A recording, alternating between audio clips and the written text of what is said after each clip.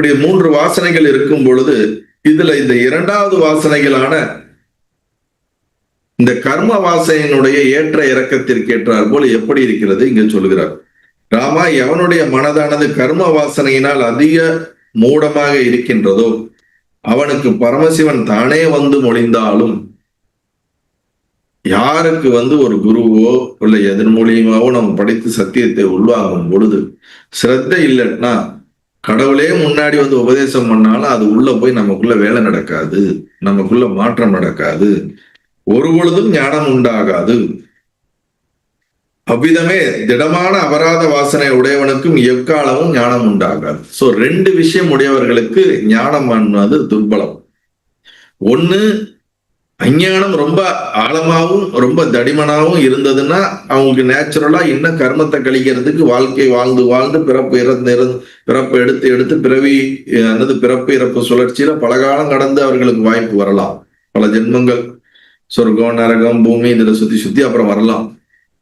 அப்படி சுத்தி வந்துதான் நாம இப்ப உட்காந்து ஞானம்னா என்னன்னு கேட்கிறோம் அப்படின்னாலே நமக்குள்ள இந்த அஞ்ஞானம் என்ப அந்த வாசனை குறைந்திருக்கிறது. அதை இல்லாமல் செய்வதற்குத்தான் நாம எல்லாம் இங்க உட்கார்ந்து இருக்கிறோம். இல்லாட்டி நமக்கு இந்த வாய்ப்பு இறைவன் கொடுக்க மாட்டான்.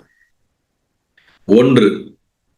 அதே போல இந்த அபராத வாசனை என்று சொல்லக்கூடிய அஞ்ஞான வாசனையும் கர்ம வாசனையும் அதிகமாக இருந்தால் அவர்களுக்கு கடவுளே காட்சி கொடுத்தாலும் ஒன்றும் நடக்காது.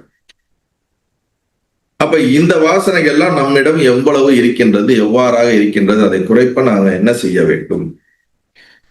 கர்ம வாசனைகள் சொற்பமாயும் காம வாசனைகள் அதிகமாயும் இருக்கிறதோ அவனுக்கு அதிகமான சிரவணத்தினாலும் அவ்விதமே மனன சமாதிகளாலும் நீடித்த காலத்திற்கு பின்பு வெகு கஷ்டத்தின் மேல் ஞானம் உண்டாகிறது. கர்ம வாசனைகள் குறைவாகவும் காமாதி வாசனைகள் அதிகமாகவும் தேடுதல் இருக்கு, சீக்கிங் இருக்கு, நான் யார் என்று அறிய வேண்டும் என்ற அந்த ஒரு வேட்கை அதிகமாக இருக்கின்றது. ஆனால் கர்ம வாசனையான நம்ம ஒருத்தங்க ஒரு குருவோ ஒரு சாஸ்திரமோ இல்ல ஒரு சத்தியங்களையோ ஒரு மகான்களிடம் கேட்ட உடனே நமக்குள்ள ஒரு விதமான ஒரு தூண்டுதல் ஏற்பட்டு அது சார்ந்த சிந்தனை சிந்தித்து அதை கேட்ட மாத்திரத்துல சுத்தமா நமக்கு புரியாம ஓரளவுக்கு புரிஞ்சு நமக்குள்ள மாற்றம் ஏற்படும் பொழுதே நம்முடைய கர்ம வாசனைகள் குறைந்து கொண்டு இருக்கிறது என்ற அர்த்தம். ஆனால் அப்படி இருப்பவர்களுக்கு காமாதி வாசனைகள் அதிகமாக இருக்கலாம் அப்படிங்கிறது. அப்படின்னா என்ன அர்த்தம்? உறவுகள், சொந்தங்கள், உடல் சார்ந்து இருக்கக்கூடிய பந்தங்கள்ல இருக்கக்கூடிய அந்த விஷயம் அதிகமா இருக்கும் போது அப்ப கர்ம வாசனைகளை குறைப்பதற்கும் காமாதி வாசனைகளை குறைப்பதற்கும் நாம் என்ன செய்ய வேண்டும்? முயற்சி செய்ய வேண்டும். அதற்கு நாம் செய்யக்கூடிய விஷயங்கள் தான் சாதனைகள், தவம் என்று சொல்லக்கூடியது அனைத்தும். அதுல கர்ம வாசனையை குறைப்பதற்கு சிரவணம், மனனம், நிதித்தியாசனம் என்ற இந்த விஷயங்களை செய்வதன் மூலியமாக தொடர்ந்து சரியான விஷயங்களை கேட்பது, அதனை சிந்திப்பது, மனதுக்குள்ளே கான்டம்ப்ளேட் பண்றதன் மூலியமாக கர்மாதி வாசனைகள் குறைகிறது. நமக்கு கைட் பண்ண யாரா இருந்தாங்கன்னா அவங்களுடைய இன்டெலிஜென்ஸை உள்வாங்கிக்கிறதன் மூலியமா குறையுது. நம்ம தனிப்பட்ட முறையில நாம் செய்யக்கூடிய பந்தங்களிலிருந்து விடுபடுவதற்கான முயற்சிகள், பயிற்சிகள், சாதனா, அது நம்மால உருவாக்கப்பட்ட அட்டாச்மெண்ட்ல இருந்து நம்மளை அப்படியே டிஸ்டன்ஸ் பண்றதுக்கு அது உதவுது. இது ரெண்டும் ஒண்ணு சேரும் பொழுது நமக்குள்ள அந்த இறுதி மாற்றம் ஆனது நமக்குள்ள ஸ்புரணமாவதற்கு எளிதாக இருக்கின்றது அப்படின்னு இங்க சொல்றார். அதுவும் என்னது? அவனுக்கு அதிகமான சிரவணத்தினாலும் அவ்விதமே மனன சமாதிகளினாலும், அந்த சிரவணம் கேட்கறது, அதை மனனம் பண்றது, சாதனை பண்றது, சமாதி பழகிறது, ஒரு குறிப்பிட்ட நீடித்த காலத்திற்கு பின்பு வெகு கஷ்டத்தின் மேல் ஞானம் உண்டாகிறது. ரொம்ப எளிதாலாம் கிடைக்கல. ரொம்ப அவன் பிரயத்தனம் பண்ணி பகிரத பிரயத்தனம் போல பகிரங்கமா பிரயத்தனம் பண்ணி அவனுக்கு ஞானம் ஏற்படுகின்றது. இது ஒரு கேட்டகரி. தன்னுடைய சமாதி முதலிய அபியாசங்களினால் மிகுதியினால் அப்படிப்பட்டவனுக்கு விவகாரம் சொற்பமாயிருக்கும். இவ்விதம் சொற்ப விவகார பிரியரானவர் செய்யும் யோக நிஷ்டையினால் காமாதி வாசனைகள் நசிக்க அவர் மனமானது நஷ்டமானது போல சதா நிரோதிக்கப்பட்டிருக்கின்றது.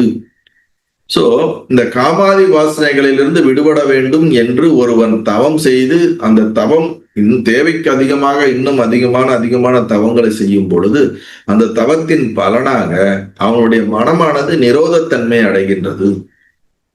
நமக்கு எப்பொழுதும் இயங்குவது போல மனம் இயங்காமல் அவனுடைய எண்ணங்களற்ற நிலை அவனுக்கு இயல்பான சமாதி நிலை கூடுகின்றது.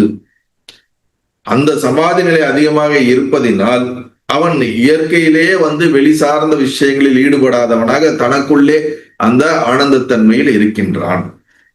அதைத்தான் இங்க சொல்றார்.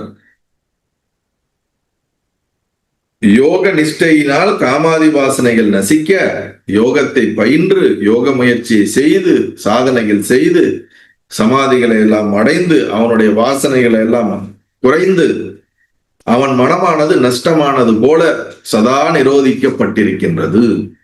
இப்படிப்பட்ட ஞானிகள் மத்தியரான நஷ்டமானசர் என்று கூறப்படுவர். மத்திய ஞானிகளை பத்தி இங்க சொல்லுகிறார்.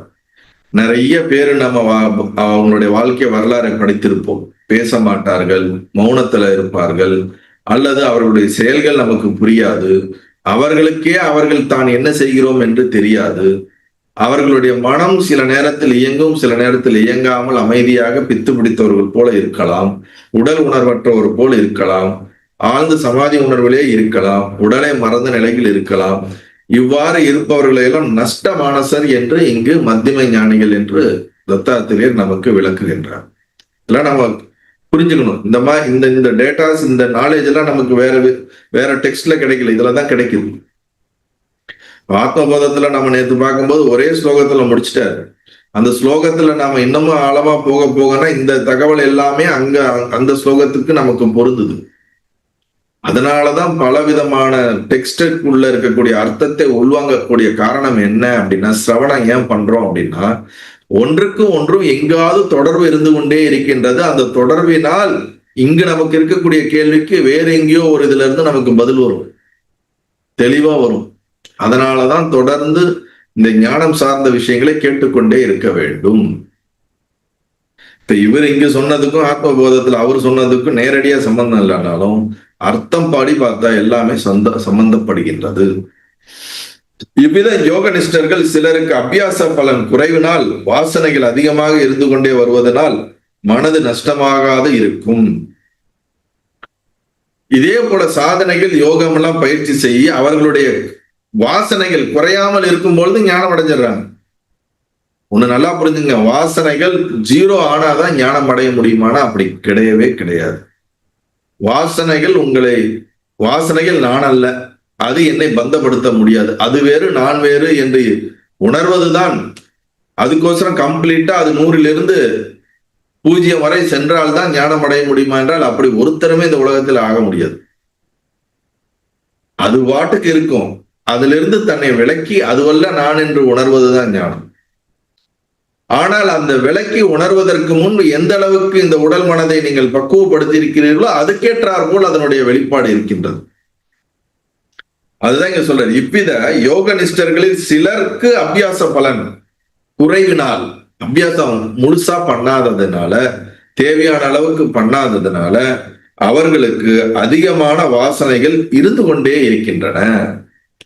அப்ப சாதன சதுஷ்டியம் அதிகம் பிராக்டிஸ் பண்ணாம ரியலைஸ்ட் ஆயிடுச்சுன்னா ஆக முடியுமான வாய்ப்புகள் இருக்குது. அப்படி ஆனா இந்த மனம் தெளிவே இருந்தாலும் அமைதியா இருக்காது. அது தெளிவே இருந்தாலும் ஆசைகளை நோக்கி ஓடும், அனுபவிக்கும், திருப்பி அடி விடுவோம், உடனே ஆமா நான் இது கிடையாது திருப்பி ரியலைஸ் ஆகும், திருப்பி மறப்போம், திருப்பியும் போவோம். அப்ப தெளிவு இருந்தாலும் அந்த தெளிவு பூரணமான முழுமையாக இல்லாமல் அந்தந்த சடத்திலே சம்டைம்ஸ் இந்த வாசனைகளினுடைய இழுப்புக்கு நம்ம இழுக்கப்பட்டுடுவோம். திருப்பி ரியலைஸ் பண்ணி நம்மளை செல்ஃப் கண்ட்ரோல்ல கொண்டு வந்து அப்படி சொல்றாருங்க.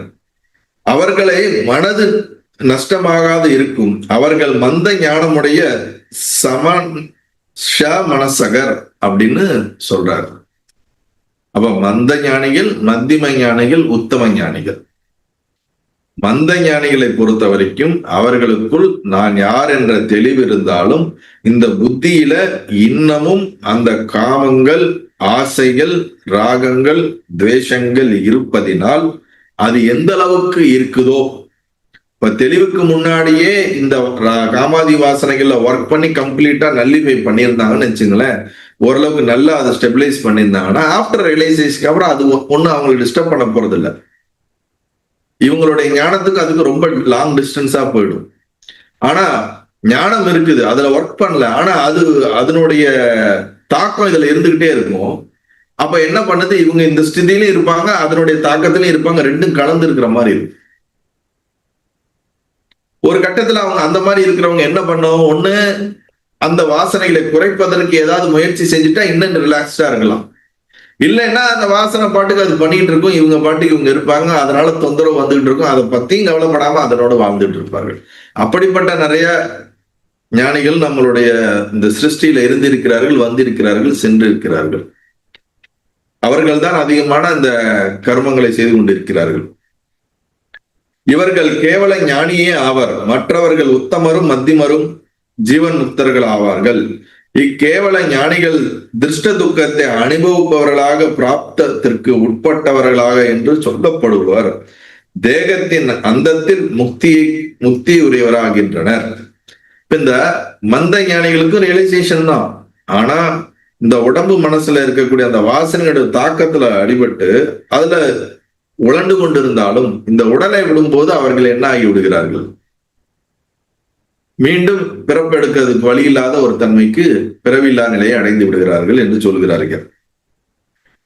இக்கேவல ஞானிகள் திருஷ்ட துக்கத்தை அனுபவிப்பவர்களாக பிராப்தத்திற்கு உட்பட்டவர்களாக என்று சொல்லப்படுவர். அப்ப பிராரத்தம் எப்படி இழுத்துட்டு போதோ அதுக்கேற்றார் போல் இவர்கள் இழுத்துட்டு போவார்கள். இவங்க கண்ட்ரோல்ல இருக்காது பிராரத்தம், அது வாட்டுக்கு அது எங்க கொண்டு போதோ எடுத்துட்டு போயிட்டு வந்துட்டு இருக்கோம். அது அவங்கள நல்ல 4 பேர்த்து பேச வைக்கும், இல்ல 4 பேர்த்து அடிவாங்க வைக்கும், இல்ல ஜெயில போட வைக்கும், இல்ல வெளியே போட வைக்கும், எல்லாத்தையும் அண்டர்கோ பண்ணிக்கிட்டு இருப்பாங்க. தேகத்தின் அந்தத்தில் இந்த வாழ்க்கை முடியும் பொழுது உடல்ல விட்டு போகும்போது முக்திக்குரியவர் ஆகிற முக்திக்கு உண்டான அந்த தன்மைக்கு வந்துடுறாங்க. சப்போஸ் அவர்களுக்கு அந்த முக்திக்குரிய தன்மை வரவில்லை என்றாலும் ஒன்றும் ப்ராப்ளம் இல்லை. நெக்ஸ்ட் டைம் இதை விட இன்னும் ஸ்டேபிளான ஒரு பாடி எடுத்துட்டு வந்துட்டு டக்குன்னு அதுல லிபரேட் ஆயிட்டு போயிடுவாங்க. இது ஒரு கண்டினியூஸ் ப்ராசஸ் தான். நீங்கெல்லாம் இருக்கிறீங்க, கேட்குறீங்க, இந்த உடம்புல உங்களுக்கு அந்த தெளிவு ஏற்படலை அப்படின்னா இப்ப நீங்க ஏற்பட்டிருக்க தெளிவினுடைய கண்டினியூஷன் டெஃபினட்டா நெக்ஸ்ட் இதுல வரப்போகுது.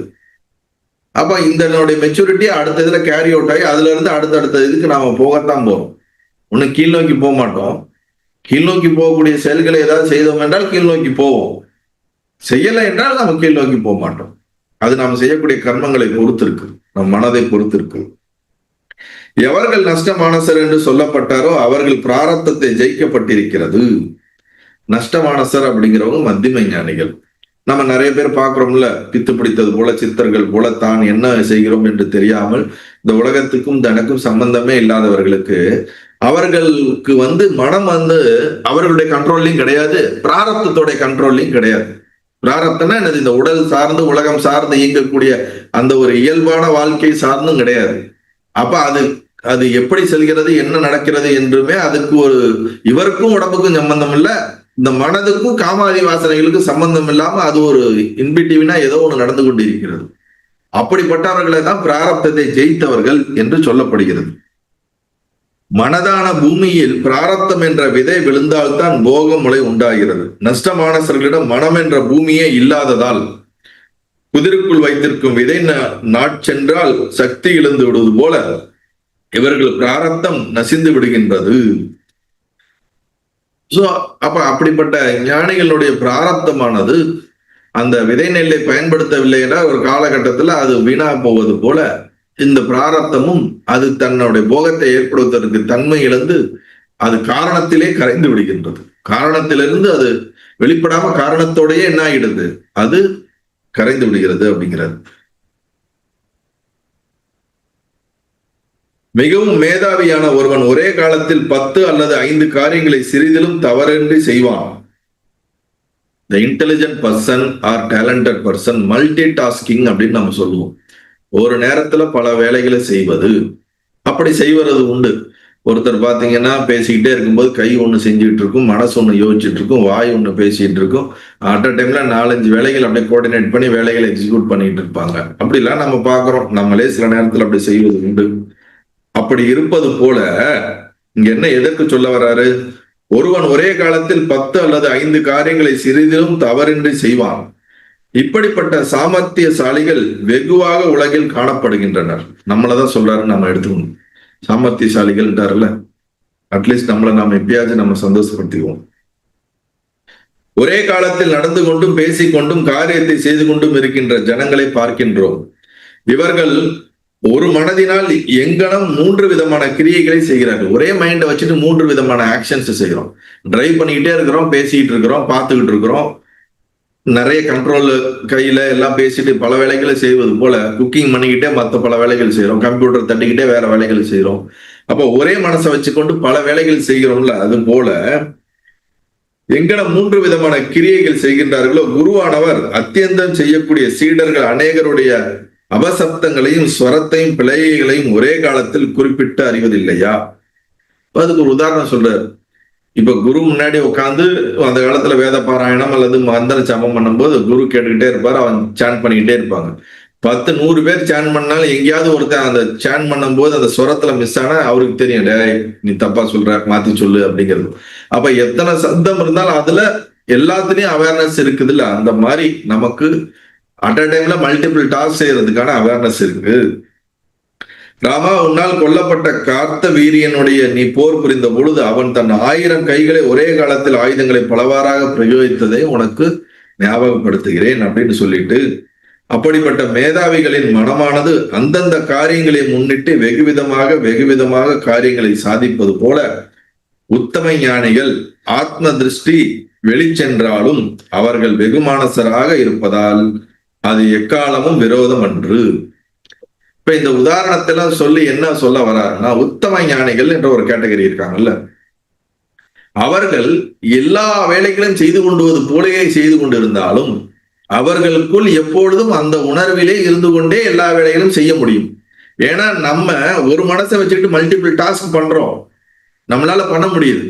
நம்ம பேசிக்கிட்டே இருப்போம், மனசுல ஒண்ணு நினைச்சுக்கிட்டே இருப்போம், மனசுல திட்டிக்கிட்டே இருந்தாலும் வார்த்தையில நல்லா பேசிக்கிட்டே இருப்போம். அப்ப அங்கேயே நமக்கு 2 விதமா இருக்கும். இன்னொருத்தங்க பேசுறதை கேட்டுக்கிட்டே இருப்போம், இங்க ஒருத்தங்க பேசிக்கிட்டே இருப்பாங்க, சைட்ல பேசுறவங்களை கேட்டுட்டே இருப்போம், மனசு ஒண்ணு பேசிக்கிட்டே இருக்கும். அப்ப அட் அ டைம்ல மல்டிபிள் டாஸ்க நம்ம பண்ணிக்கிட்டு இருக்கோம்ல, அது போல இந்த உத்தம ஞானிகள் என்ன பண்றாங்கன்னா, அவர்களுடைய உடல் மனம் செயல்பாடு கர்மங்கள் காரியங்கள் செய்து கொண்டே இருந்தாலும் உணர்வானது அவர்களுடைய ஸ்திதியில எப்பொழுதும் இருந்து கொண்டு மல்டி டாஸ்கிங் போல எல்லா வேலைகளும் கர்மங்களிலும் ஈடுபட்டு கொண்டே இருக்கின்றது. அவர்களை தான் வெகுமானசர் என்று சொல்றார். வெகுமானசர், நஷ்டமானசர், சாமனசர், மனசகர், 3 கேட்டகரி. உத்தம ஞானி, மத்தியம ஞானி, மந்த ஞானி. இப்ப உத்தம ஞானிகளை பத்தி தான் பேசுறாரு. மனதான பூமியில் விழுந்த முளையாக எழும்பும் அவர்களுடைய பிராரத்தம் எழும்ப ஞான அக்னியால் பின்னும் தகிக்கப்படுகிறது. சோ இவர்கள் ரியலைஸ்ட் ஆயிடுறாங்க, ரியலைசேஷனோட இருக்கிறாங்க. ஆனா பிராரத்தம் என்ன பண்ணும்னா, உள்ள இருந்து ஏதாவது ஒண்ணு கிளப்பிட்டுக்கிட்டே இருக்கும். பண்டாரா பாக்ஸ் உள்ள இருந்து எப்படி தேவையில்லாத வெளிவரவும் வரும். ஆனா வர இவங்களுடைய அந்த அவேர்னஸ் அப்படின்னு சொல்லக்கூடிய விழிப்பு நிலையினால அந்த பிராரத்தத்தை அப்படியே அதை எரித்து விடுகிறார்கள். உடல் மனம் இயங்குவதற்கு தவிர இந்த தேவையில்லாத பிராரத்தத்தெல்லாம் அவங்க ஞானத்தினாலேயே இது அப்படியே எப்படி நோங்கிற மாதிரி அதை அதுக்கான வேல்யூ கொடுக்காம அதை டெலீட் பண்றது. ஃபைலை டெலீட் பண்றோம்ல, இந்த ஃபைல்லாம் தேவையில்லாத ஃபைல், இந்த போட்டோலாம் தேவையில்லாத போட்டோ போன்ல இருந்து டெலீட் பண்ணுன்ற மாதிரி நமக்குள்ள இருக்க வாசனைகள் அது வெளிப்படும் பொழுது அது வேணுமா வேணாமாங்கிற அந்த சுதந்திரத்தோடு வேணுமென்றால் அதை செய்கிறார்கள், வேணாம் என்றால் அதை தூக்கி போடு என்ற அந்த சுதந்திரம் உத்தம ஞானிகளிடம் இருக்கின்றது. மத்தியம ஞானி இடத்துல உள்ள வர்றதும் போறதுமே அவங்க கண்ட்ரோல்ல கிடையாது. மந்த ஞானி இடத்துல அது வரும், அதை அவங்களை அனுபவிக்க வச்சு அதுக்கப்புறம் யோசிக்க வைக்கும். உத்தம ஞானி இடத்துல அது வரும்பொழுதே அவர்களுக்கு தெரிந்துதான் ஒன்று செய்வார்கள் அல்லது வேண்டாம் என்று விட்டு விடுவார். அப்ப அந்த விழிப்புணர்வோட தான் அந்த செயல் நடம்படுகிறது. நான் இதை செய்கிறேன், தவறு அல்லது சரி என்பது உலகத்தின் பார்வையில், ஆனால் நான் இதைத்தான் செய்கிறேன், இப்படித்தான் செய்கிறேன் என்று தெரிந்து அவர்களால் செய்யப்படுகின்ற காரியங்கள். சோ பிராரத்தம் என்ற விதையின் முளையிலிருந்தே சுகதுக்கங்கள் உண்டாகின்றன. சுகதுக்கங்களை பற்றிய விமர்சமே பலன் என்று சொல்லப்படும். அப்படி இருக்க தகிக்கப்பட்ட முளையில் பலனேது? இவர்களுடைய ஞானத்தினால் அந்த பிராரத்தத்திலிருந்து வர வாசனை அங்கேயே அதனுடைய இத எரிச்சிடுறதுனால அதனால இவங்களுக்கு சுகமோ துக்கமோ இம்பாக்ட் ஏற்படுறது இல்ல அப்படின்னு இங்க சொல்றாரு. வலுவில் தன்னிச்சையினால் இழுக்கப்பட்ட அனுசந்தானத்தினாலேயே அவர்களுடைய விவகாரம் நடக்கின்றது. இந்த உடலுக்கு எது தேவையோ அதுக்கு உண்டான விவகாரம் மட்டும் நடக்குது. எவ்விதம் பிறலடனானவன் பாலனுடன் விளையாடும் போது சிலையால் செய்யப்பட்ட யானாதிகளின் நாசம் முதலியவற்றில் வேசனப்படுகிறவனாயும் சந்தோஷப்படுகிறவனாயும் காணப்படுகிறானோ அவ்விதமே வெகுமானசர்களும் காரியங்களில் சந்தோஷிப்பவர்களாகவும் துக்கிப்பவர்களாகவும் தோன்றுகின்றனர். உதாரணத்தை சொல்றார். நம்ம ஊர்ல தாத்தா பாட்டிங்க எல்லாம் பேரனோட விளையாடுவாங்க. எப்படி விளையாடுவோம்?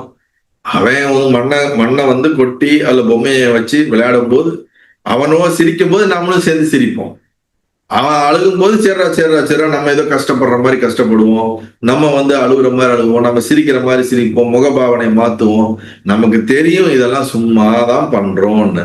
ஆனா அந்த குழந்தை கேட்டார் போல் நம்மளுடைய பாவனைகளை மாற்றி நம் தன்மையிலிருந்து இறங்கி வேறொரு பாவனையை காட்டுறோம்ல, அது நம்மால எப்படி செய்ய முடியுது இல்ல? திடீர்னு மூஞ்சி எப்படி காட்டுவோம், சிரிப்போம், நமக்கு ஏதோ அடிபட்டுட்ட மாதிரி அழுகுவோம். அதெல்லாம் ஒரு விளையாட்டா நமக்கு தெரியும். நமக்கு விளையாட்டுன்னு தெரியும், ஆனா குழந்தைக்கு தெரியாது. எப்படி நம்மால செய்யப்படுகிறதோ அது போலதான் இந்த உத்தம ஞானிகளுடைய செயல்களும். இதுல ஒண்ணும் கிடையாது. இது எல்லாம் மாயா. இது எல்லாம் ஒரு காலத்துல என்ன பண்ண போகுது? திரைப்படம் முடிவது போல இது மறைந்து விட போகின்றது. இதுல எந்த ஒரு சாரமும் கிடையாது. துக்கத்திலும் சாரம் கிடையாது, சுகத்திலும் சாரம் கிடையாது, உடலிலும் சாரம் கிடையாது, உறவுகளிலும் சாரம் கிடையாது, உலகத்திலும் சாரம் கிடையாது, அனைத்திலும் சாரம் கிடையாது.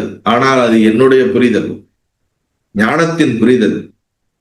இதை வெளியே சொல்லி உலகத்தோடு உறவாடும் பொழுது அவர்களுடைய லாங்குவேஜ், அவர்களுடைய தன்மை கேட்டார் போல் இவர்கள் அந்த தன்மைக்கு தன்னை லகுவாக்கி கொள்கிறார்கள். அதுதான் நம்ம பார்க்கறதுக்கு நமக்கு ரிலேட் பண்ண முடியுது. நம்மள மாதிரியே இருக்காங்க. என்ன அவர் கோவப்படுறாரு, என்ன இதெல்லாம் சாப்பிட்றாரு, என்ன இப்படி பேசுறாரு, என்ன இப்படி இருக்காரு, என்ன இந்த செயல் பண்றாரு, இதெல்லாம் நம்மளுடைய வெளித்தோற்றத்தினுடைய ஒரு பர்செப்ஷன். புரியுதுங்களா? மனமானது அவர்கள் செய்யப்படுகின்ற செயல்களிலும் அவர்களால் பேசப்படுகின்ற வார்த்தைகளிலும் அவர்களால் ரிலேட் பண்ணப்படுகின்ற விஷயங்களை வைத்து ஒரு கணிக்குது. நம்ம இந்த கணிப்பெல்லாம் பாத்தீங்கன்னா நம்ம கணிக்கிற எல்லா விஷயமும் அவங்களுடைய மனமுடலோட இயக்கத்தை தானே தவிர அவர்களுடைய உணர்வை நம்மால் கணிக்க முடியாது. உணர்வை கணிக்க வேண்டும் என்றால் நீங்களும் அந்த உணர்வாக ஒன்றிணைய வேண்டும். அப்பொழுதுதான் அந்த சத்தியம் என்னதென்று நமக்கு உணர்வாக மாறும். இல்லாத வரைக்கும் வெளித்தோற்றத்தை பிடித்து கொண்டு விளையாடி கொண்டே இருப்போம்.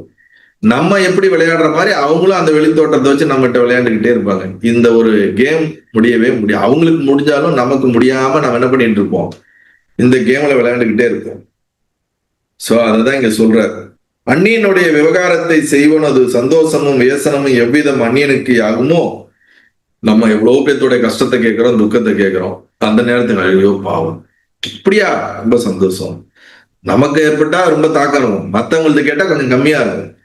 இவங்களது எப்படின்னா இவங்களுக்கு ஏற்படுறதே மத்தவனுக்கு ஏற்படுற மாதிரி அது டிஸ்டன்ஸ் ஆஃப் அந்த ஒரு தன்மை இருக்கிறதுனால அது பெரிய இம்பாக்ட் இவங்களுக்கு ஏற்படுத்துறது இல்ல. இவர் ஒண்ணும் வரவே வராதுன்னு சொல்லல, அதையும் புரிஞ்சுக்கணும். இவங்களுக்கு ஒரு துக்கமான சூழ்நிலையோ அல்லது ஒரு கஷ்டமான சூழ்நிலையோ வரலன்னு சொல்லல. வந்தாலும் எப்படி தேர்ட் பார்ட்டிக்கு எப்படி நடந்தா எப்படி இருக்குமோ அந்த மாதிரிதான் தனக்கு நடந்தாலே எடுத்துக்கிறாங்க. இதெல்லாம் நிஜம்தான், நிஜம்லாம் இல்லைன்னு சொல்ல முடியாது. இதெல்லாம் உண்மைதான். அந்த துக்கமோ அந்த கஷ்டமோ கொஞ்ச நேரத்துக்கு மேல அவங்கள வந்து உள்ளுக்குள்ள ஆழமா எந்த ஒரு விஷயத்தையும் பாதிக்காது.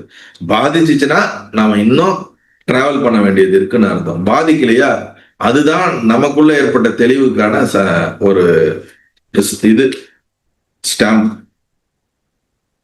தன் இருதயத்தில் எல்லா விவகாரங்களிலும் உத்தம ஞானிகள் எங்கும் சமமான நிலையுடன் இருப்பர்.